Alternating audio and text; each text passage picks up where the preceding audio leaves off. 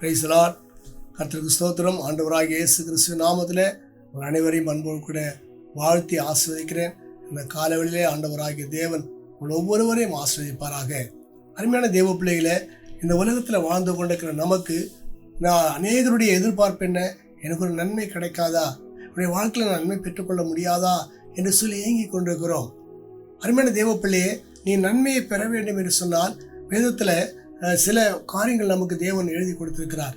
அந்த வார்த்தையை நாம் பின்பற்றி நடப்போம் என்று சொன்னால் நிச்சயமாக தேவனாய் கர்த்தர் நம்மை நன்மையினால் நிரப்புகிறவர் தேவனாய் காணப்படுகிறார். நாம் வாசிக்கிறோம், யோபின் புஸ்தகத்தில் பார்க்கிறோம். யோபின் புஸ்தகம் 22ஆம் அதிகாரம் 21ஆம் வசனத்தில் வாசிக்கும் போது, நீர் அவரோடே பழகி சமாதானமாயிரும், அதனால் உமக்கு நன்மை வரும் என்று சொல்லியிருக்கிறார். அருமையான தேவ பிள்ளையே, நாம் செய்ய வேண்டிய காரியம் என்ன? நன்மை வேண்டும் என்று எதிர்பார்க்கிறோம் அல்லவா? நாம் ஒரு காரியத்தை செய்ய வேண்டும். நாம் அவரோட பழக வேண்டும். நாம் யாரோட பழக வேண்டும்? இயேசுவோட பழக வேண்டும். இயேசுவோட பழகி நாம் என்ன செய்ய வேண்டும்? சமாதானமாக இருக்க வேண்டுமா? சமாதானமாக இருக்கும் பொழுது அதனால் நமக்கு நன்மை வரும் என்று சொல்லி இங்கே அவருடைய யோபினுடைய சிநேகிதனாகிய எலிப்பாஸ் சொல்லுகிறது நாம் பார்க்கிறோம். யோபின் சிநேகிதனாகிய எலிப்பாஸ் சொல்லுகிறார், உனக்கு நன்மை வேண்டுமா? நீ அவரோட பழகு.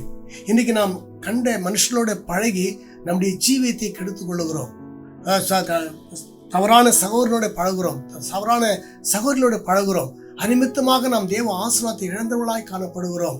ஆனால் இன்றைக்கு நம்முடைய பழக்கம் இயேசுவோட கடந்து வரும் பொழுது, நாம் இயேசுவோடு கூட இந்த பழக்கத்தை வைத்துக் கொள்ளும் பொழுது, நாம் அவரோட சமாதானமாக இருக்கும் பொழுது நமக்கு நன்மை வரும் என்று சொல்லி இங்கே எலிப்பாஸ் யோபை பார்த்து சொல்லிக் கொண்டு நாம் பார்க்கிறோம்.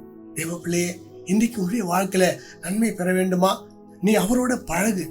அவர் பழகுனது மாத்திரமல்ல, சங்கீதம் 23 நாம் யாருக்கு தெரிந்த ஒரு சங்கீதம் தான். அங்கே சங்கீதக்காரன் சொல்லுகிறார், கர்த்தரின் மேய்ப்பராக இருக்கிறார், நான் தாட்சி அடையேன் என்று சொல்லி ஆரம்பித்து நன்மையின் கிருபையும் என்னை தொடரும் என்று சொல்லி முடிக்கிறார். அருமையான தேவ பிள்ளையே, உனக்கு நன்மை கிருபை உன்னை தொடர்ந்து வர வேண்டும். நன்மை தொடர்ந்து வர வேண்டுமா? நீ செய்ய வேண்டிய காரியம் என்ன? அவரோடு நீ பழக வேண்டும். அவரை உனக்கு மேய்ப்பராக நீ ஏற்றுக்கொள்ள வேண்டும். அப்படி ஏற்றுக்கொள்ளும் பொழுது பாருங்க, நீங்க எதிர்பார்க்கதான் நன்மை உங்க வீட்டை தேடி வரும், உன்னுடைய அலுவலகத்தை தேடி வரும். உன்னுடைய வாழ்க்கையில மகிமையான ஆசீர்வாதத்தை தேவனாய் கர்த்தர் அவர் கொடுக்க வல்லவராக இருக்கிறார். உங்களுடைய கரத்துல முழுவதுமாக நீங்கள் ஒப்புக் கொடுக்கும் பொழுது ஆண்டவர் தாமே உங்களை ஆசீர்வதிப்பாராக. தேவனுடைய பரிசுத்த கரம் உங்களோடு கூட இருந்து வழிநடத்துவதாக. தேவ பிள்ளையே, இன்றைக்கு ஆண்டவராகிய தேவன் இந்த இப்படிப்பட்டதான நல் வார்த்தைகளை கொடுத்து நம்மை தேற்றி ஆஸ்வதிக்கிற தேவனாக இருக்கிறார். அது இன்றைக்கு நீங்கள் அவரோட பழக தீர்மானம் எடுத்துக்கொள்ளுங்கள். மற்ற மனுஷனோட பழகிற பழக்கத்தெல்லாம் உதறி தள்ளிவிட்டு நீங்கள் இயேசுவோட பழகிற பழக்கத்தில் நீங்கள் கடந்து வரும் பொழுது உங்களுக்கு நன்மை அதனால் வரும் என்று சொல்லி நம்ம வேதத்தில் வாசிக்கிறோம். அந்தப்படியே உங்களுக்கு நன்மை வரும். நீங்கள் ஒரு நாளும் வெட்கப்பட்டு போக மாட்டீங்க. தேவன் உங்களை ஆசீர்வதித்து நடத்துவாராக. ஆமென். நாம் ஜெபிப்போமா? பரலோக பிதாவே, நன்றியோடு ஸ்தோத்திரிக்கிறோம். இயேசு நாமத்தில் வருகிறோம். ஆண்டவரே, இந்த மகிமையான வேலைக்காக நன்றி செலுத்துகிறோம். ஆண்டவரே, இந்த நாளிலே தேவ பிள்ளைகள் நன்மை என்னுடைய வாழ்க்கையில கிடைக்காதா என்று சொல்லி உங்களை ஆய்த்து கொண்டிருக்கிற வேளையில நீர் இரக்கமுள்ள தேவன் என்பதை விளங்கத்தாக அறிந்து, ஆண்டவரே ஸ்தோத்திரம், உம்முடைய சமூகத்துல உம்மோடைய பழக்கத்தை ஏற்படுத்திக் கொள்ள, உம்மோடைய சமாதானமாயிருக்க, உம்மை மேய்ப்பராக ஏற்றுக்கொள்ள கிருபை தரும்படிக்காக நான் ஜெபிக்கிறேன். அதனால நன்மை வருமே, நன்மை தொடருமே. அந்த தொடர்ந்து வருகிற நன்மைகள் பெற்று அனுபவிக்கத்தக்கதாய் கர்த்தருடைய கிருபை பாராட்டும்படிக்காக நான் ஜெபிக்கிறேன். தேவன் ஆசீர்வதிப்பீராக.